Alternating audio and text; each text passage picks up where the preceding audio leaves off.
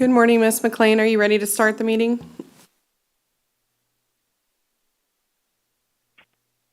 Yes. Everyone's. Yes. Yes, ma'am. If you're ready, we'll go ahead and start the meeting in 3, 2, 1. Good morning, all. Please silence all electronic devices for the duration of this meeting. Welcome to the February 17, 2025 Operations and Safety Committee meeting. My name is Jan McLean. I'm the board counsel, and I will start the meeting until the chair is elected. This meeting format is hybrid. A quorum is physically present. Is that right? We have a quorum That is correct. at the HART Administrative Offices, 1201 East 7th Avenue, Florida Conference Room, and the rest of the board members are participating via communication media technology. Could I just confirm that we do have a quorum? Yes, Ms. McLean, we do have quorum. Thank you. Thank you. Thanks. At this time, if you would please look at the screens on your devices or stand if you're in the room. An image of the flag is displayed, and please join me in the Pledge of Allegiance. I pledge allegiance I pledge allegiance to the flag of the United States of America and to the republic for which it stands, one nation, under God, indivisible, with liberty and justice for all.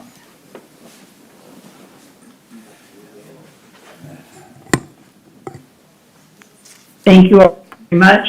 The next agenda item is public.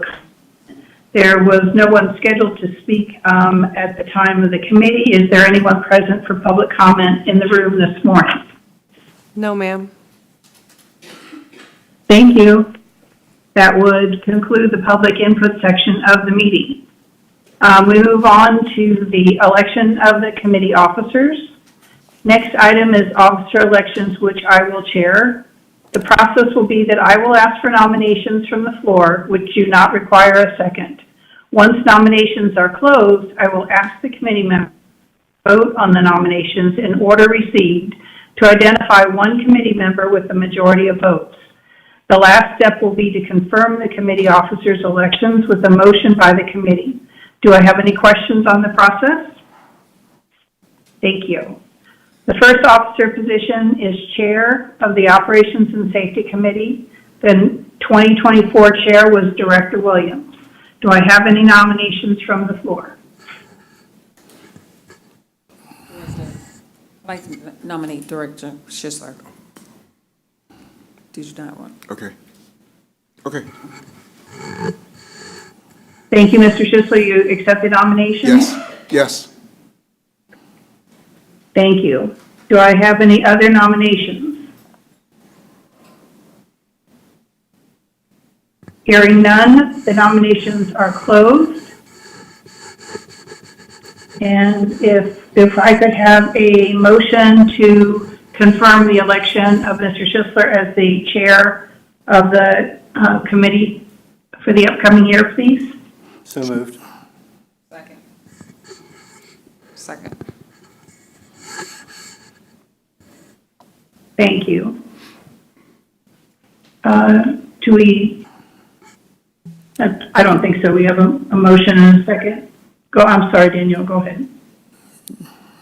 Would you like for me to do a vote? All in agreement. Yes, please. Okay, thank you. All right.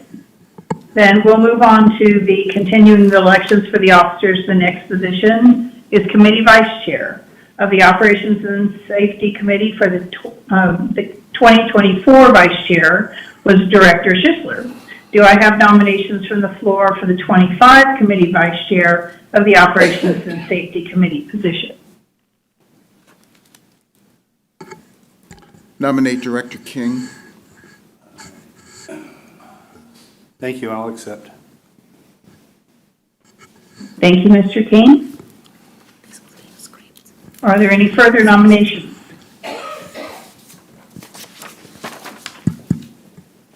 If none, nominations are closed. And if I could have a motion to elect committee member Mr. King as the committee vice chair for the Operations and Safety Committee So for the moved. upcoming year. Second. Thank you. Congratulations to the newly elected committee officers, and I will hand the meeting over to the chair at this time. Thank you, Ms. McLean. Okay, in your packet, there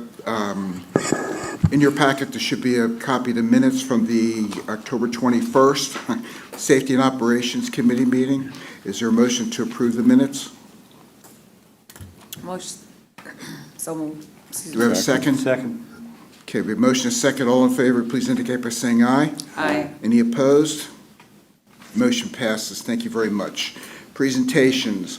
Next, we'll have the presentation. The first is the Operation and Maintenance Monthly Metrics Report for October, November, December from Mr. Anthony Hayward, Director of Fleet Operations, Mr. James Secor, Director of Paratransit, Nicholas Goldburn, Director of Fleet Maintenance, Dale Smith, Director of Facilities, and Richard Campbell, Chief Safety Officer. Mr. Drainville, you are recognized to introduce the presentation. Thank you, Chair. And good morning again, committee members. Today's metrics report will cover the months of October through December of '24. Starting with today's report, Mr. Anthony Hayward will present on the bus operations, and Mr. James Secor will present on paratransit metrics. So, Mr. Hayward, you are recognized to come up. Excuse me, Mr. Chairman, I'd just like to preface before my two colleagues get started. We have historically been remiss in not sharing with the committee what our stated goals for these metrics are. So I just wanted to point out, Danielle, do you have the slide up? Or if you have it on your PowerPoint, slide number 3 that shows what our OTP goals and what our trip completion goals are. So that's just for the committee's reference. And if you go to number 4, next slide, please. This is an overview of our overall OTP performance by mode. So as the committee can see, streetcar continues to remain very strong. Fixed route, we continue to vacillate. Summer months when school was out, we're right around our OTP goal. We've taken some hits since then, October especially due to the weather amongst other things. But I'm happy to report we are trending in a positive direction. As you can see, that upward trajectory there, and I'm happy to report that in January, we are into the low 70s, so we are making good progress in terms of OTP.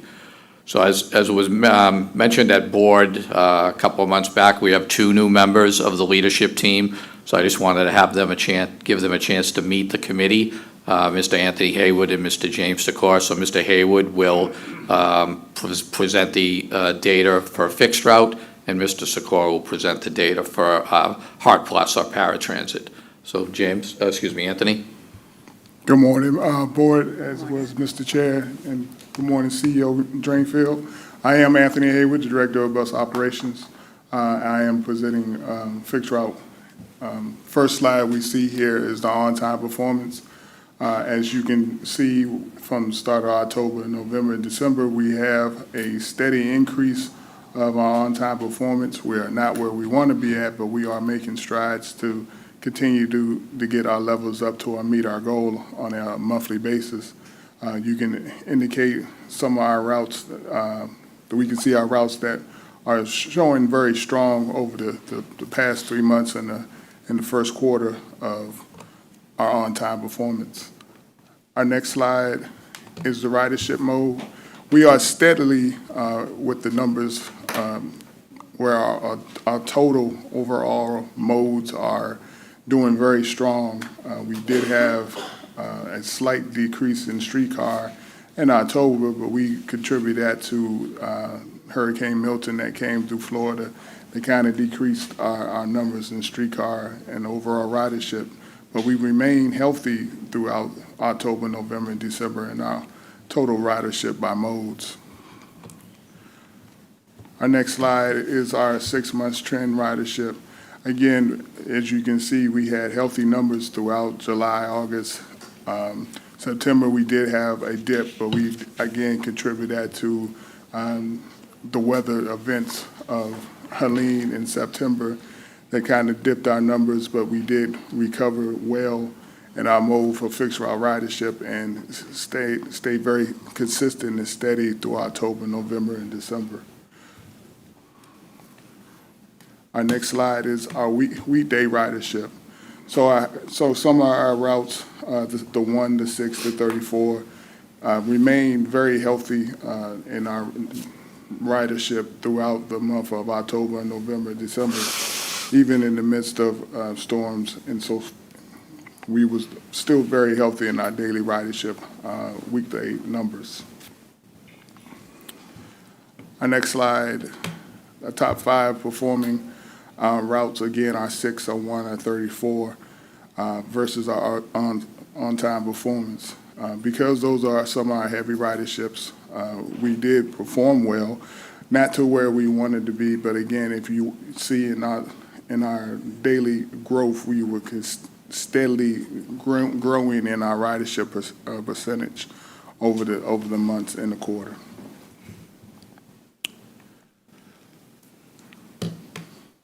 As far as our fixed route trips completion, we are, for October, November, and December, we were able to, again, achieve almost perfect in completing our trips, where we are at 99.56% steady. We stay steady throughout the months for completing our fixed route trips.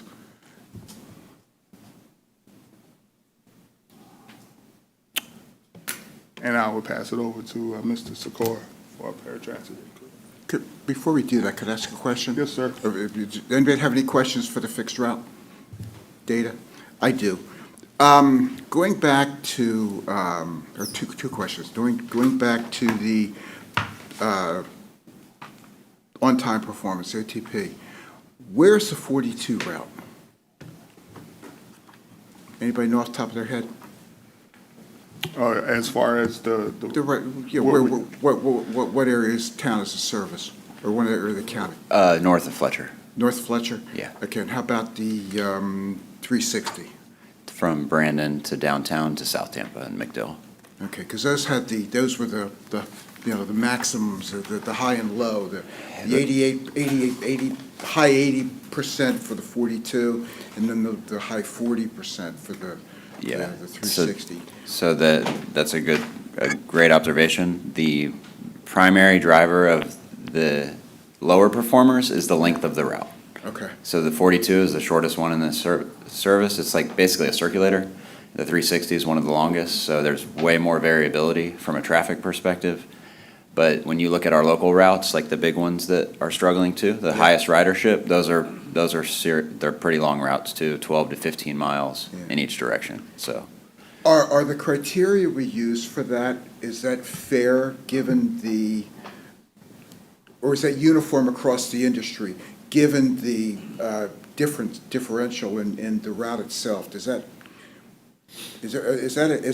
that be a mitigating factor? I mean, that's it's almost double the percentage on time. It's just, is there a way to equalize that so that you're looking at apples and apples, or it is what it is? I mean, it's pretty standard for how we're reporting it, right? Okay. -2 to 5, 0 to 5. So we train the operators to do 0 to 5, right? But when we measure it, we're measuring a little bit bigger of a window. Okay. One of the things we've looked at recently is how accurate is our ability to report that data with our outdated CAD AVL.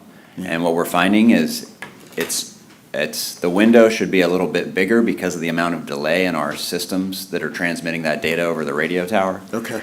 So we're kind of limited to how fine-grained we can get on some of that data, but one of the things we do is we want to look at extremely late. So internally, we're looking at what's later than 5, what's later than 10, what's later than 15, because those are kind of quality of life issues.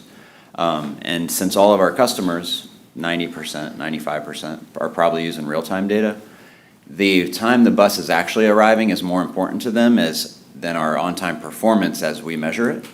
So we're kind of in transit, I would say. Generally, we're measuring it ways we have for 30, 50 years for the paper schedule, but the customer's looking at the real-time data. Right. So they know before they walk out there when it's going to be there within about 2 to 3 minutes. That's how accurate our data is, but because we're pinging that data off of the radio tower. But I think we're doing about as well as we can with the the CAT EVL system we have. And until that gets put in place, we're probably going to hover around 70s, 75. Okay. But we're in a pretty good spot, but we really want to address those extremely lates because that's affecting the next trip start. Right. And that's a quality of life issue for the operators, getting a break and taking care of themselves. Right. And the customers who are maybe going to miss a connection because it was that late. Right. That's kind of a little more nuanced than we get into at the committees. Okay. So, Well, just curious. Okay. And then the last one, I noticed there's a flip between 1 and 6 in ridership. Even with the freebie, it's not, or it hasn't, or I know it didn't start till January, but any particular reason why there's a decrease on 1 versus 6? They keep flip-flopping back and forth, it seems. yeah, they jump back and forth. The Route 1, we had decreased frequency leading up until the pilot, the launch of the pilot, so that had dropped ridership a little bit. Okay. All right. Okay, sorry about that. Everybody else had any questions on the fixed route? Okay, I'm sorry, go ahead and continue with the paratransit. Good morning to you, Chair. Good morning to the Vice Chair. Good morning to the committee members. My name is James Secor, the Director of Paratransit.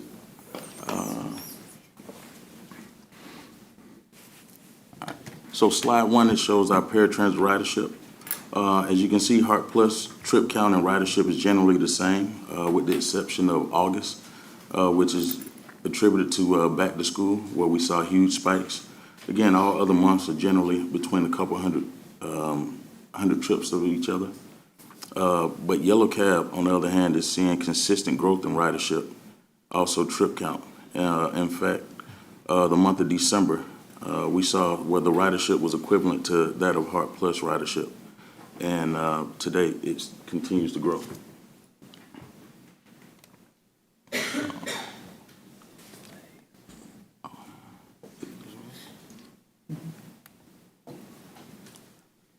Next slide, please.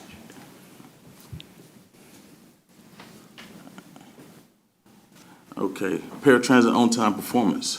We finished Q4 of FY24 at 94.5 overall OTP for the program. We finished Q1 of FY25 at 92.5% overall OTP. HART Plus saw a huge dip in pickup OTP in the month of October because of largely due to the impacts of the hurricane. Our overall 6-month OTP is at 93.5%, which is 1% higher than our overall goal of 92.5%. For the pickup OTP, we have a goal of 90%, and our appointment time OTP, we have a goal of 95%, so the combined would be 92.5, and again, we finished the last 6 months at 93.5 OTP. Next slide, please.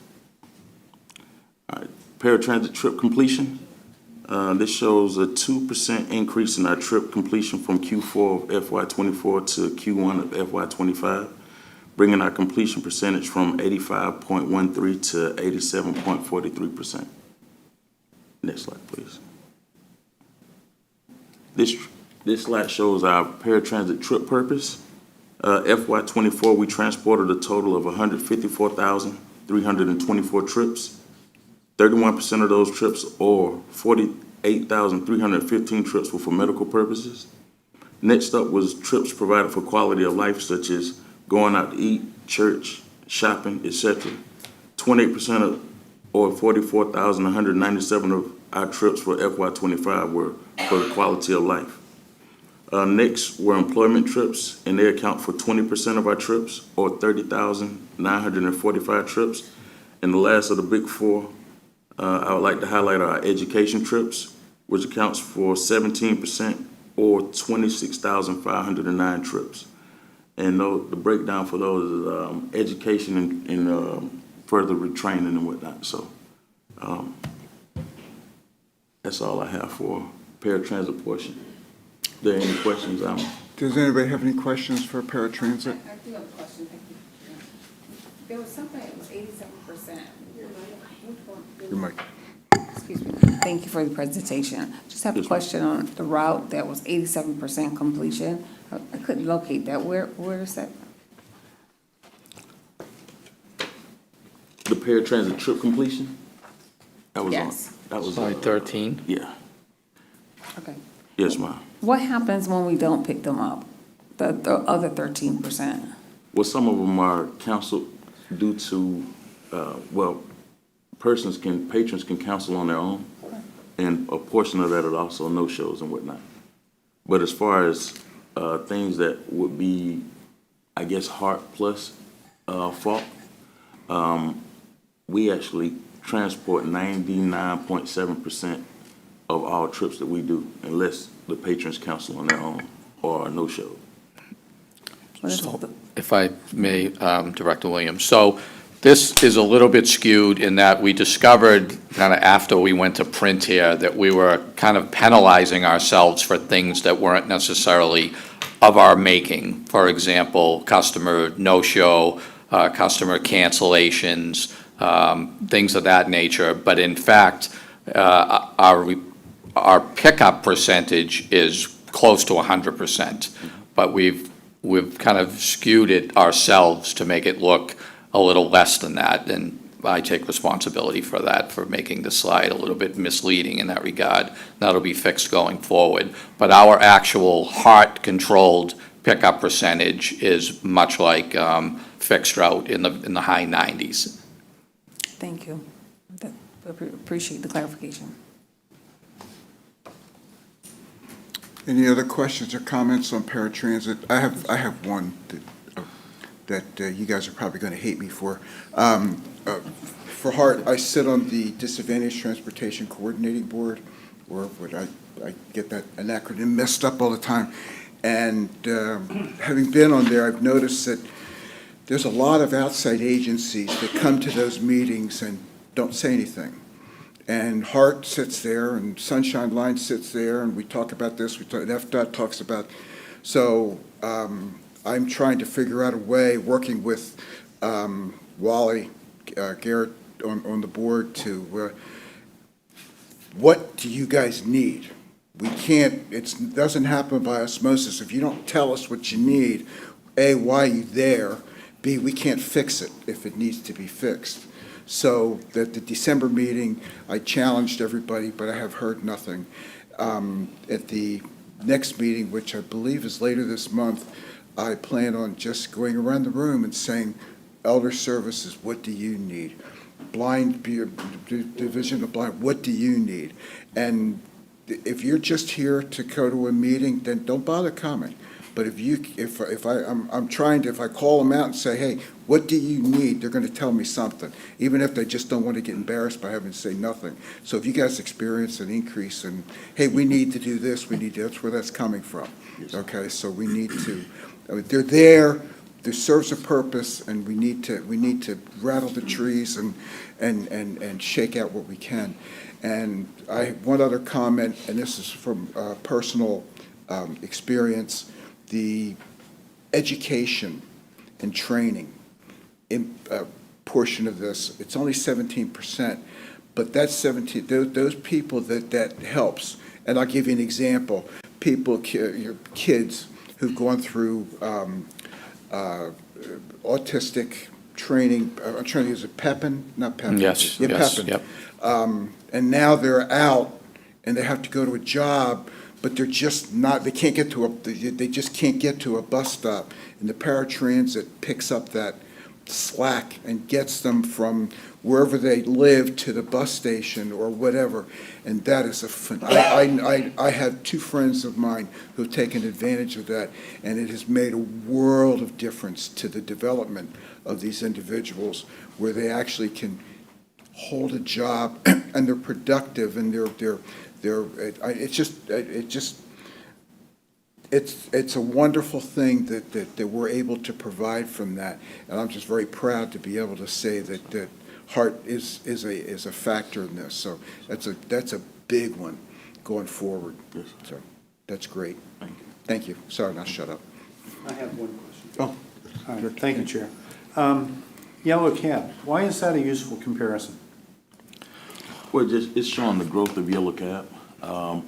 Prior to, I believe, September, October, they were just a lot of overflow. But with the customer choice and the increased us working to get the OTP up, we've given them a few more trips in order to have the service running how we would like to, at its most optimal. Well, how would that compare with, let's say, Uber or Lyft? So the Yellow Cab, I think originally was brought on board to handle the overflow from HART Plus. If you look historically, it was always a small fraction.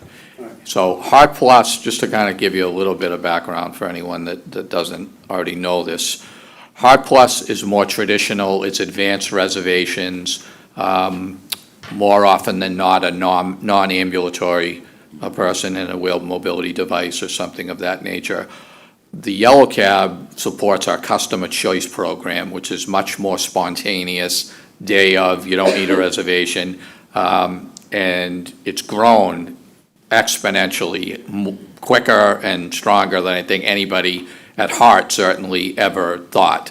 And as a matter of fact, they use not Lyft, but Uber for their overflow. So they're, just for a frame of reference, we signed a contract with Yellow Cab in the last quarter of calendar '23 for just shy of $5 million. That was supposed to last us 5 years, and we're close to having depleted that already. So it's a really growing constituency that I think will only continue to grow. Well, I think you just answered my question. I didn't realize it was a contractual program. Right. Okay, all right. Thank you. Yes. Okay, any other questions or comments? Appear to be none. Operational updates. The second presentation is an operation update. Mr. Drainville, would you like to provide any overview? I think we're not finished with this. We're going to go to the maintenance side of this operations report. Oh, So Mr. Goldberg. I'm sorry. Apologize. Good morning, Chair, members of the committee, Mr. Drainville, thank you. Nicholas Goldberg, Director of Fleet Maintenance. I'll be presenting your Fleet Maintenance Monthly Metrics Report for October, November, and December.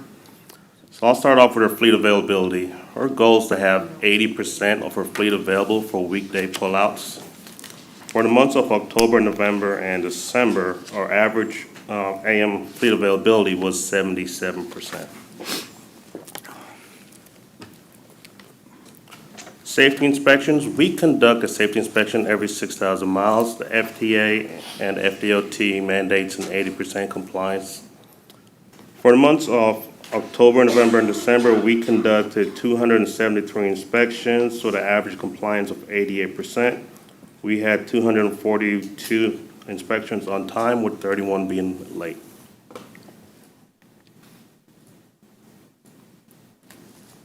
Fixed route system reliability. Our goal is to drive 15,000 miles between major mechanical failures. For the months of October, November, and December, we drove on average 13,295 miles. That will conclude the maintenance portion. Do you have any questions before I hand off to Mr. Dale Smith for facilities? Any questions? Thank you. Thank you.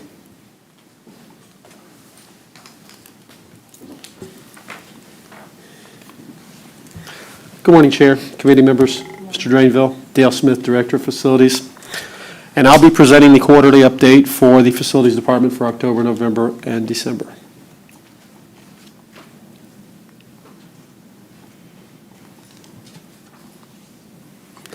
We'll start off with the route maintenance work orders for November and December. We met our goals for both preventive maintenance and demand response work orders. October, we fell short due to mostly the hurricane preparations. Facility maintenance work orders show the number of work orders completed for both demand response and preventive maintenance. Preventive maintenance work orders are to be closed by the end of the month, and we are at 100% completion. And demand response are to be closed within 24 to 48 hours, depending upon the severity of the work order. Some of the projects completed in October, our staff worked diligently to prepare transit centers and the administrative facilities for the potential direct strike of Hurricane Milton. The dedication and hard work of all the maintenance employees helped limit the damage, expedite the cleanup, and minimize the impact to our fleet, allowing HART to quickly return to service with minimal impact for our patrons. After the completion of a new bus pull-out lane installed for the Route 6 in front of the operations building, the route maintenance staff installed 2 new covered bus shelters at both bus stops. This will provide a safer bus stop with covered seating and benches for our patrons.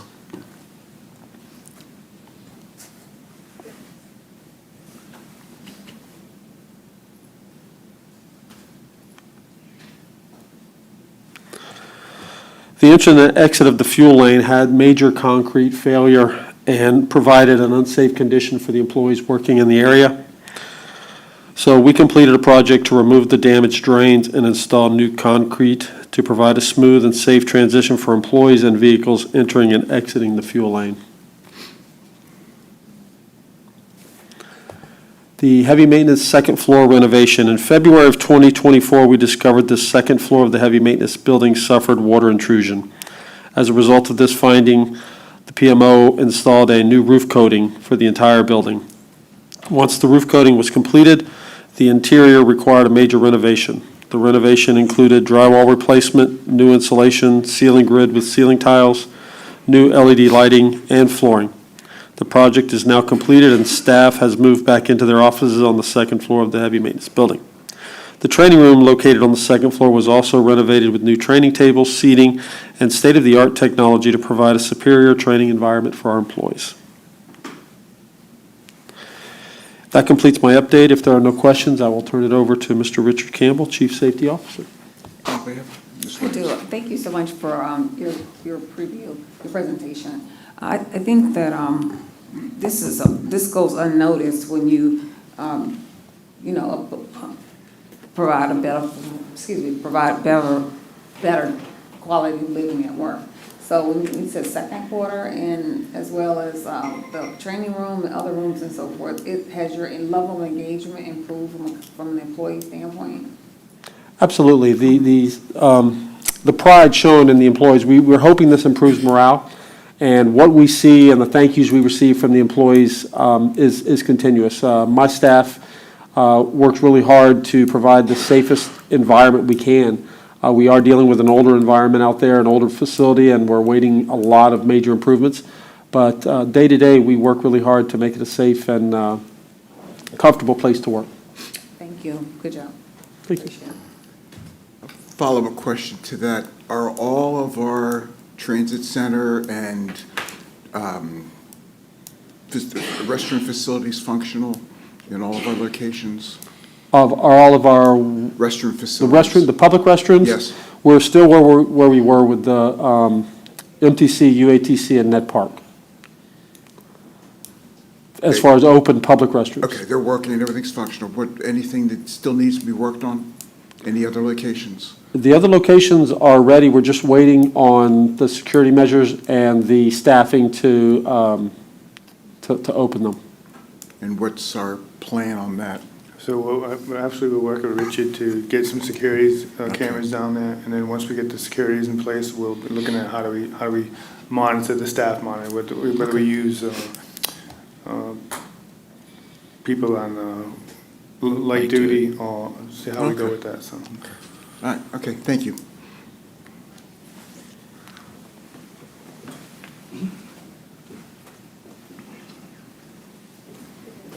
Mr. Campbell.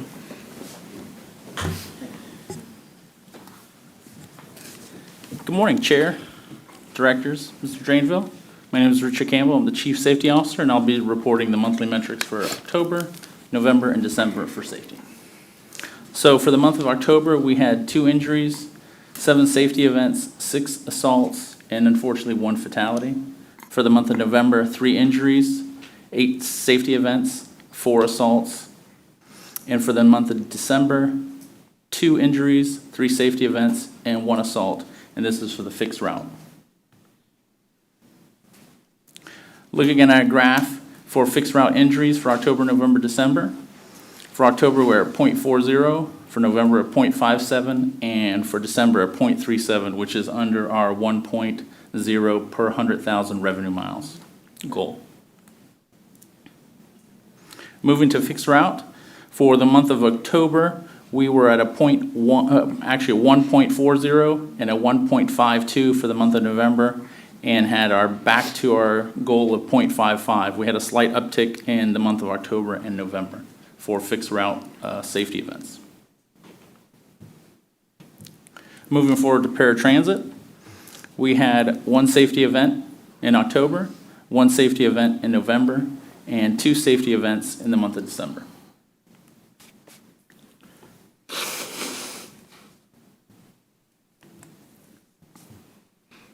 Preventable, non-preventable for the months of October, November, December as well. We had 5 preventable incidental accidents, 5 preventable accidents, 23 non-preventable accidents for the month of October. For November, 6 preventable incidentals, 7 preventable accidents, 13 non-preventables. And for the month of December, 5 preventable incidentals, 7 preventable accidents, and 13 preventables, non-preventables. Any questions?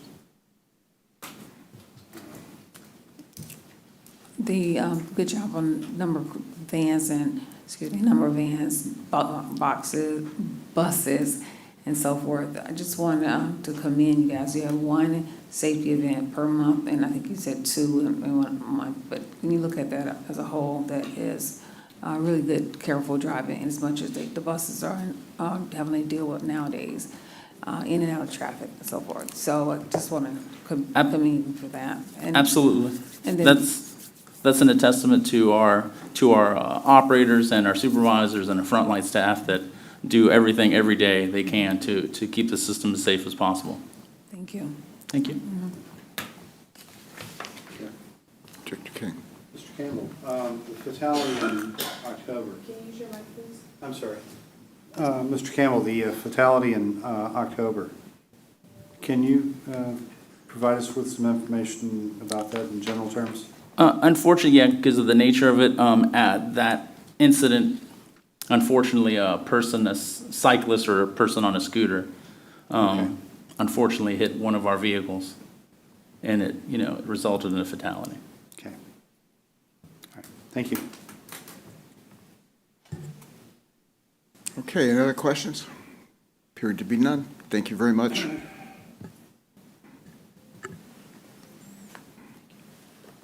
Okay, now can we do operational updates? The second this presentation, Mr. Drainville, would you like to provide an overview, Thank you, Chair. now that I can read? So this presentation will provide operational updates on the free and expanded Route 1 service, as well as an update on the Flamingo Fares program. So, Mr. Willits? Morning, Chair, committee members. We got to work him hard for a while, sir. Justin Willits, Director of Planning and Scheduling.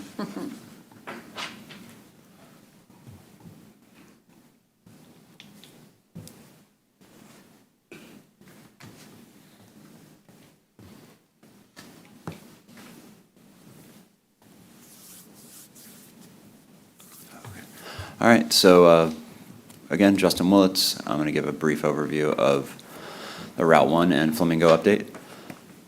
Just a reminder, this was an initiative requested from us through City Council and approved last year to provide slightly increased frequency and fare-free service for the year. That's increased frequency on the weekday and fare-free service 7 days a week. Happy to report on-time performance has improved about 4%. What we have seen is more earlies than we'd like to see. That's a product of fast service and very quick boarding times, but we're starting to work with the operations folks on that, and I think that's come down a little bit in the most recent data we've seen over the last few weeks. So we're delivering a really high-quality service, and the ridership's responding. You can see the weekday ridership has jumped over 20%, Saturday's jumped almost 30%, and Sunday has jumped over 30%, bringing the total ridership for January to 109,000. It's a 26% increase for the month. Really happy to see that, and we expect to hopefully keep gaining steam. Not sure where we'll plateau. That is the big mystery here. So hopefully we can get closer to 45, and then we'll start shooting for 5, but we'll see how that goes in the coming months.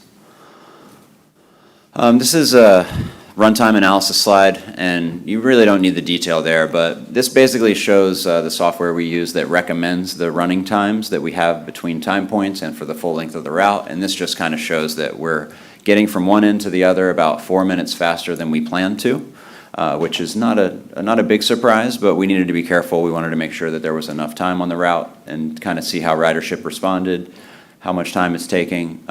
So we're going to make these adjustments in the upcoming markups and try to dial it in as much as we can to get on-time performance as high as we can. So as you recall, we are required to not charge more than double the fixed route fare for any paratransit trips that originate and are destined for a point within 1.5 miles of this corridor. So that was part of the agreement with the city of Tampa, was to provide the $4 subsidy per trip for those specific paratransit trips.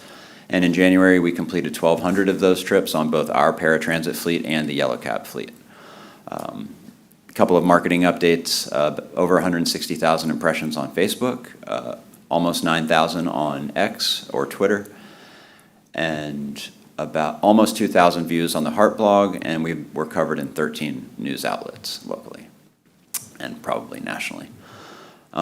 And as I referenced earlier, the planning department's working with operations, and we're also going to generate a operator survey to kind of get their feedback on how they like it, what they do, what they don't like, just general feedback to incorporate into scheduling, but also just to understand the benefits to the operations folks. And then we're going to work with communications and marketing on a rider survey to kind of get a sense of who used the service just because of this pilot, and then also the impression of existing riders, how they feel about the service, even though they were using it before the improvements in the pilot. So we look forward to reporting back on that in the future.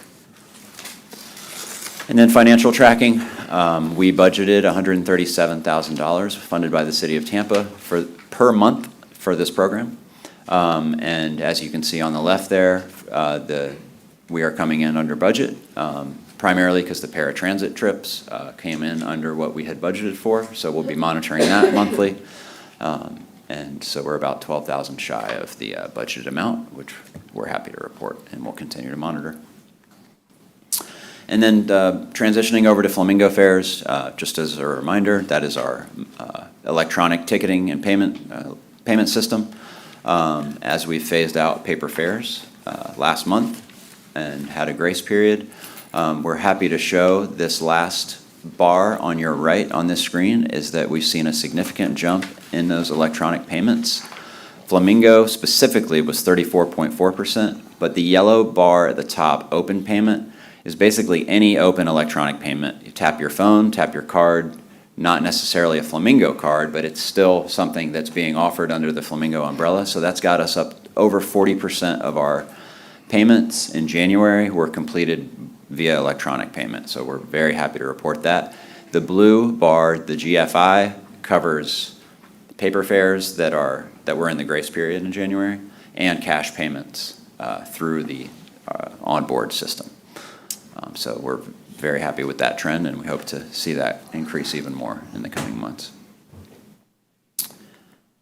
And that is all for me on this one. I'm happy to take any questions. Do you have any questions on operation? I do have one. The app, Transit, where's that data coming from, the time data? So the real time, so we publish a GTFS feed that is consumed by all kinds of third-party applications. But now our real-time GTFS feed, it goes through Swiftly, which is a data platform that actually generated those runtimes on the third slide. And that then Swiftly pushes that information out to Transit, Google, Apple, any platform that ingests that GTFS feed will display that. And now it comes through Swiftly to get there. Okay. So now our operations folks, when we put a detour out, they plug that into Swiftly, and then somewhere around 10 to 15 minutes later, that information is displayed in Transit app. And one of the big benefits of that is now for longer term detours, you can see the route of the bus in the application. So it's not just a text description like One Bus Away was, saying left on 15th, right on Nebraska, this, that, and the other. It's a live map where you are, where the bus is going, tells you, shows you exactly where you need to walk to catch the service and what stops are impacted. That was one of the main drivers for us to transition to that application. So we're happy to, we're still working out some kinks, but it's going fairly well, and we're really excited for the customers to have an improved. Yeah, it's a good app, and I was just curious where the data came from, so that, how reliable is it? I guess that's my biggest question. Yeah, so, Good. Okay, yeah, we so it's- export that with every markup, so It's- that's it's 3 our- months of it's our- data. It's our data. Okay, Correct. cool. Any other questions or comments? Okay, final presentation was also from Mr. Willets. Mr. Drainville, would you like to proceed with an overview? Thank you, Chair. As you stated, this is the final presentation. Mr. Willis will share the frequency improvements on the Route 16 and 39. Mr. Willis?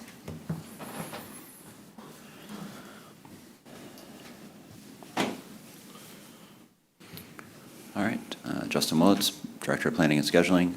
Just a little background here. So Route 16 and 39 are the only 30-minute routes that have 30-minute service on Saturdays and weekdays, but not Sunday. So they're hourly on Sunday. Our service standards look at passengers per revenue hour. The standard is 13.9 passengers per revenue hour. Route 39 is well above this at 19.6 on Saturday and 22.4 on Sunday. Route 16 is also above the standard at 16.2 and 18.7, respectively. These two routes also rank in the top third of our routes by ridership on Saturday, with Route 39 at number 7 and Route 16 at number 8. On Sunday, Route 39 remains at number 7 in ridership, and Route 16 drops to the middle third at number 12. Important to note, both these routes have higher passengers per revenue hour on Sunday when compared to Saturday, which suggests that the ridership remains strong while the service supply actually dips. Adding frequency on Sunday will inevitably decrease the passengers per revenue hour in the short term, but it should recover with time as ridership responds. One of the reasons these came to fruition was early work from the comprehensive operations analysis, kind of assessing those passengers per hour and our service levels, and we've raised these to the attention of leadership and decided to move forward with these improvements.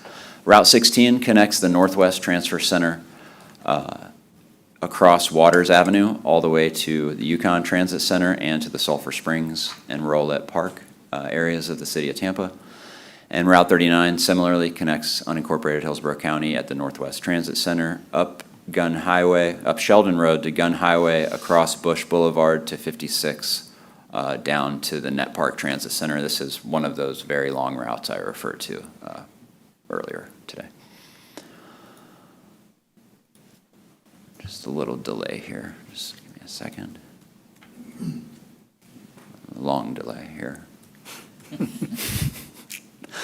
All right, so the route performance, the Route 16 daily ridership is over 1,300, Saturday over 800, and Sunday over 500. You can see the passengers per revenue hour there respectively at 20, 15, and then 18 on Sunday. Route 39, daily ridership over 2,000 on the weekday, 1,400 on Saturday, just under 900 on Sunday, with passengers per revenue hour at 25, 19, and 22 respectively. And you see there in that last column that they are at 60 minutes with higher passengers per revenue hour, just another way to display what I had already mentioned. And so how does this impact the budget? The revenue hours we had budgeted for FY25 were 543,000 hours. We're currently projected at 534,000 hours without these improvements. With these improvements made, we're projecting 536,000 hours. And then, long story short, without going into the detail of those last two bullets, even if we hadn't missed a bunch of revenue hours because of the hurricane, we would still be under our projection. So we have even less hours because of days without service and that sort of thing, but we're still projecting under budget if we had been operating at full service that whole time. So just another way to think about why we're projecting to come in under budget this year from a variety of different angles. And that's all I have. Bottom line on that is you went from 60 to 30 minutes. Is that what you're trying to say? Yeah, but For Sundays. really, our assessment was such that, you know, our weekday challenges with frequency aren't the same on the weekend. So we have the vehicle availability, so we wanted to improve the continuity of service across 7 days of the week with a minimal budgetary impact and then no impact to the peak fleet on the weekday. Do we have any other lines that would work with, or is that the only one?